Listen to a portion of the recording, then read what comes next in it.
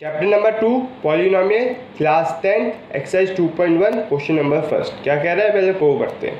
The graph of y equals to P X are given in figure 2.10 below for some polynomials P X find number of zeros of P X in each cases. हमें सारे 6 case दे रखे और 6 cases में हमें numbers of zeros निकालने हैं। तो ये नंबर्स ऑफ जीरोस कैसे निकलेंगे, उसके लिए चलते एक थोड़ा सा इंट्रोडक्शन देखते हैं इसका क्या है। तो स्टार्ट करते हैं इंट्रोडक्शन। अब आपको एक फिगर दिख रही होगी 2.2, उसमें हमें एक पैराबोला दे रखा है जो ये यू शेप का है, इसे क्या कहते हैं, पैराबोला। और ये क्या बनाता है, हमेशा क्वाड्रेटिक इक्वेशंस। लीनियर इक्वेशंस एक स्ट्रेट लाइन होती है, वो क्या बनाती है, लीनियर इक्वेशन। और लीनियर है वो एक स्ट्रेट लाइन होती है, और क्वाड्रेटिक यू शेप होता है उसे क्या कहते हैं, पैराबोला कहते हैं। और जो क्यूबिक होता है वो कुछ इस प्रकार का आपको दिखता है, जिगजैग लाइन में दिखता है।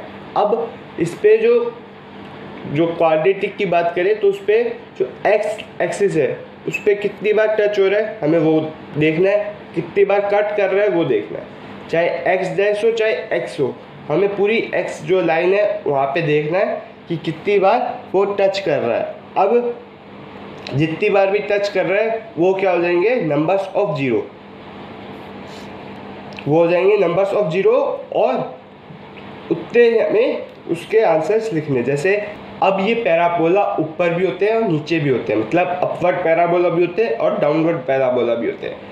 अब एक्सरसाइज 2.1 में क्या कह रहा है वो देखते हैं। तो क्वेश्चन नंबर फर्स्ट में हमें देख, फर्स्ट पार्ट जो है उसमें हमें स्ट्रेट लाइन दे रखी है, तो इसमें क्या हो जाएंगे, नो जीरोस, जो इसके जीरोस है वो नहीं है। अब सेकंड पार्ट पे हमें जो एक्स एक्सिस है वहाँ पे सिर्फ एक बार ही टच होते हुए दिख रहा है, तो इसका जो नंबर्स ऑफ जीरो हो जाएंगे वो 1 हो जाएंगे। अब थर्ड पार्ट पे हमें जो एक्स एक्सिस है उस पर 3 नंबर्स ऑफ जीरोस दिख रहे हैं, तो इसके आंसर क्या हो जाएगा, नंबर्स ऑफ जीरो कितने हो जाएंगे, 3। अब फोर्थ पे हमें दे रखा है 2, तो इसके नंबर्स ऑफ जीरो हो जाएंगे 2। अब एक्स एक्सिस पे फिफ्थ पे दे रखा है 4, तो कितने हो जाएंगे इसके नंबर्स ऑफ जीरो, 4।